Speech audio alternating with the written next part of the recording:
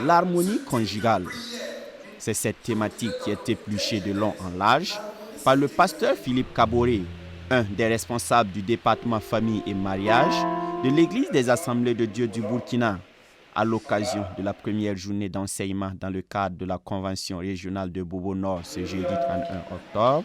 Les participants ont l'occasion d'enrichir leurs connaissances sur ce sujet, un sujet qui constitue une problématique majeure de l'Église d'aujourd'hui. Selon l'orateur du jour, j'ai été invité par le conseil régional de Bobo-Nord pour parler de l'harmonie conjugale, quelque chose qui est indispensable dans la vie du couple chrétien. Nous avons retenu ce thème pour échanger avec les couples lors de cette convention, pour les amener à comprendre que l'harmonie conjugale est quelque chose de très important parce que ça crée non seulement le bonheur, ça crée la stabilité et surtout la vie chrétienne en tant que telle. Comment vivre cette vie épanouie, comment vivre une vie de réveil, une vie de restauration spirituelle. Il faut forcément passer par l'harmonie conjugale. Parce que sans cette harmonie, on ne peut pas non seulement prier ensemble, méditer ensemble, jouer ensemble, marcher ensemble, aider la femme dans ses travaux ménagers, soutenir l'homme dans ses moments difficiles. Il faut forcément que ce couple regarde dans la même direction. Deuxième jour, ce vendredi 1er novembre, c'est au tour du sous-thème numéro 2 de tenir en haleine les participants, les défis missionnaires. Pour l'orateur, ces défis restent importants, mais peuvent être relevés si toutefois l'Église joignait l'utile à l'agréable. Je suis parti du constat que l'Église du Burkina Faso avait été ciblée à travers le peuple Mossi. Donc, quand nos pères missionnaires sont arrivés en Haute-Volta, ils ont cherché le peuple Mossi. Maintenant, quand nous regardons par exemple le Burkina Faso en tant que pays, il y a combien de peuples à l'intérieur de ce pays Burkina Faso? Il y a beaucoup, d'autres disent 70, d'autres parlent de près de 80 différents peuples alors, qui se trouvent sur le territoire du Burkina Faso. Et sur le plan biblique, alors Dieu s'intéresse individuellement à chaque peuple. Alors c'est pourquoi il faut tirer la sonnette. Les missionnaires ont fait un grand travail. Le peuple Mossi a été bien touché. Maintenant, qu'en est-il d'autres peuples qui sont dans le Burkina profond?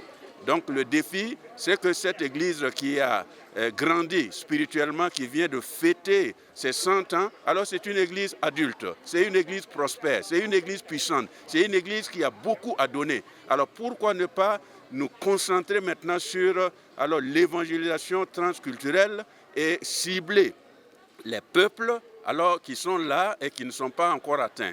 Pourquoi continuer à penser que l'œuvre est déjà accomplie au Burkina Faso, pendant que dans les 8000 villages, il y a près de la moitié, près de 4000 villages qui n'ont pas encore d'église évangélique viable. Donc le défi est très énorme, mais les moyens sont là. Pour les participants sortis en grand nombre, ces enseignements constituent à coup sûr des richesses qu'ils rajoutent à leur besace. On nous a enseigné beaucoup de choses. L'enseignement était vraiment riche et les orateurs aussi étaient de taille. Et ce que j'ai retenu dans l'harmonie conjugale, on nous a enseigné beaucoup de choses. La vie du couple, le pardon, la soumission et vraiment vivre en harmonie.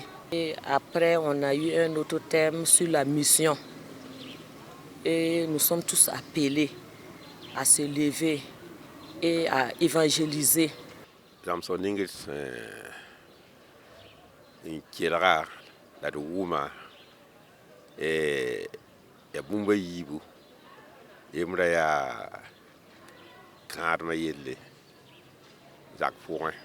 L'enseignement que nous avons écouté et entendu porte sur deux thématiques.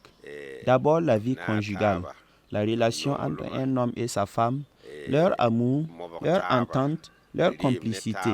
Cet enseignement m'a réveillé sur plusieurs choses, Donc je suis content. On nous a également parlé de la mission. Cette tâche nous incombe à tous. Même si nous sommes devenus un peu âgés, elle nous incombe.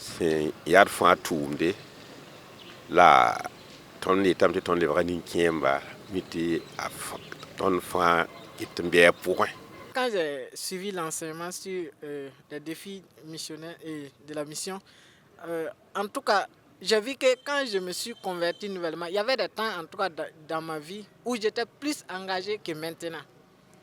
Et j'ai vu que peut-être en ce temps-là, j'étais comme ça fait semblant comme si j'allais oublier. Mais avec cet enseignement-là, ça m'a interpellé. Et moi-même hier, là, à partir de midi, même, je n'avais même pas faim. Parce que j'ai vu qu'il y avait certains points là que je devais corriger en tant que jeune pasteur dans le ministère. Et certains points là où je devais plus avoir de courage et puis encore de la persévérance. Lors de ces 2 jours d'enseignement, des ateliers ont été organisés pour permettre aux participants d'exposer les connaissances qu'ils ont acquises et de mener des réflexions supplémentaires sur des questions en lien avec les thèmes abordés.